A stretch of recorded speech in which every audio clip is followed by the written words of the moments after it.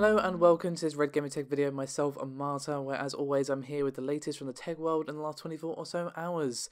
So what I have for you today, my friends, well unfortunately I'm going to kick things off on a bit of a sour note, especially if you happen to use Linux. So what do we have here? Well, those of you who updated to the new Linux 4.20 kernel probably noticed some rather significant slowdowns as of late, and now the Linux founder Linus Torvalds has revealed exactly what is the source of these slowdowns, and unfortunately has been traced to a mitigation for Spectre variant 2. So specifically, these slowdowns were caused by a newly implemented mitigation by the name of single thread indirect branch predictors, or STIBP, which is on by default for Linux 4.20 kernel for Intel systems with up-to-date microcode. Now this isn't the only mitigation that we had added to firmware from Intel. We also had STIBP, but we also had indirect branch restricted speculation IBRS and indirect branch predictor barrier IBPB,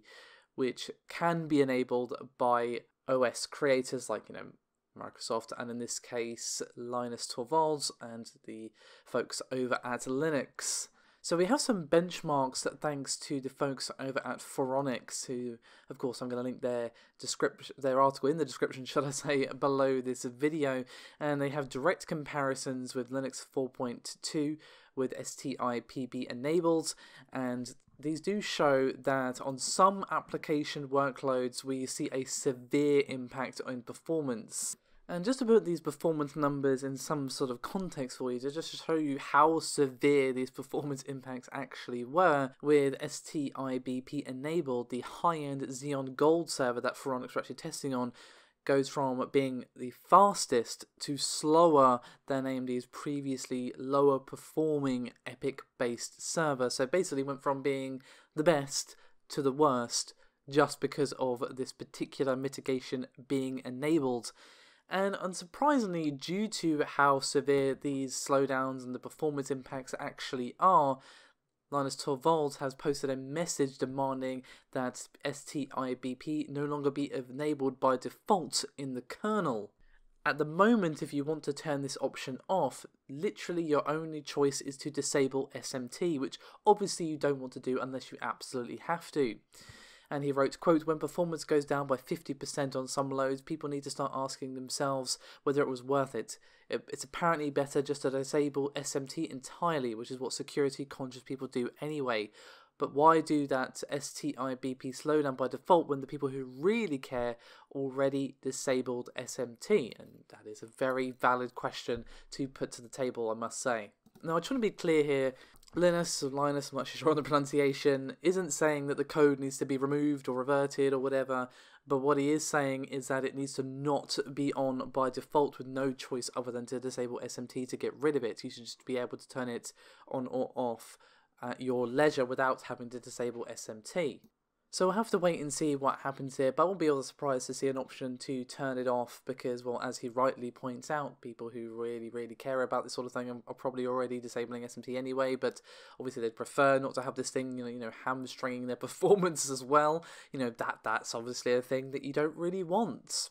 When you see a server that should be the best going to the worst, not talking like a difference of a couple of percent here, let's just put it that way. Anyway, let's move on from that, shall we, to something rather interesting regarding some benchmarks for the Apple MacBook Pro with a Radeon Pro Vega.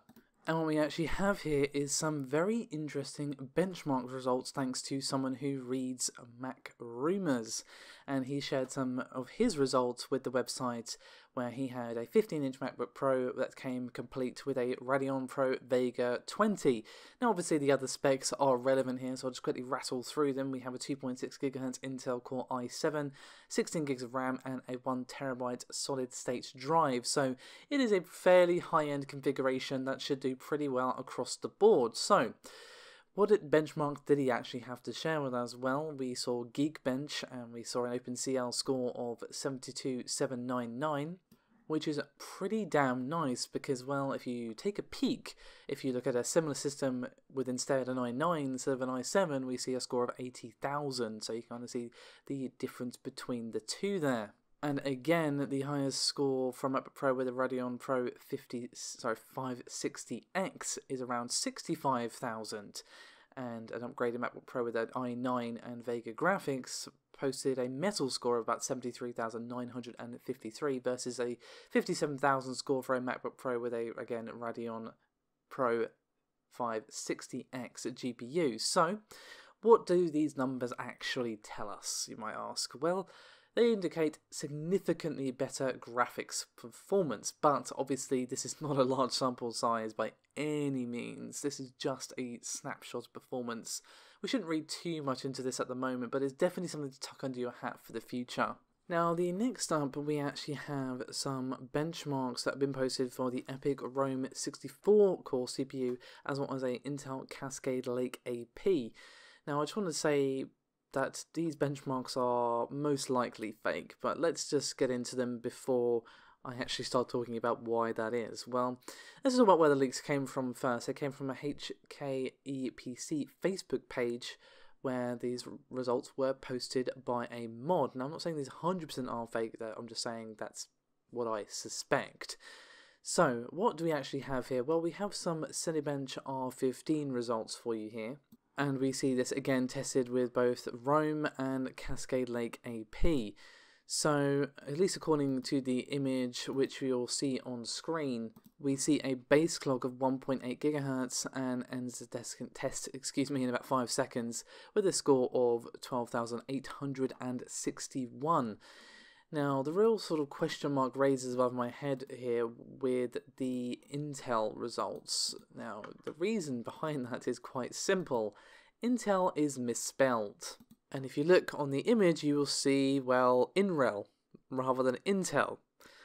I don't really see how that could be anything other than a mistake on the Photoshop job here, but of course it's entirely possible, I suppose, that it could just be a genuine mistake of the program. But I've run a lot of Cinebench benchmarks and I've never seen anything like that, I'll tell you that much. But other than that, what scores do we actually see here? Well, we see a clock speed of 2.5 GHz and a score of 12,482. Now, if this is real somehow, that does actually look pretty damn good. And the scores for EPYC look pretty nice as well.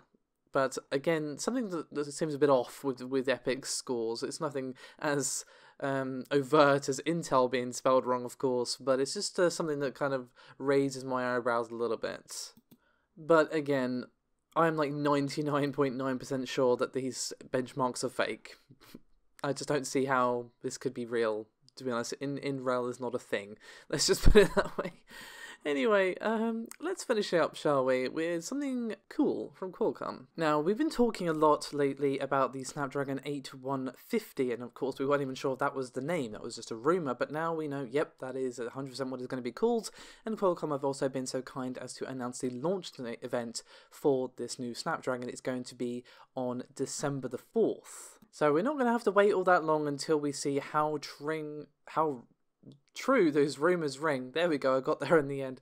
That we've been hearing about over the last few weeks / months, as of course we've been hearing a lot about how, for example, it's going to depart from big dot little core clusters and instead feature on 2 high, 2 medium and 4 low power core clusters.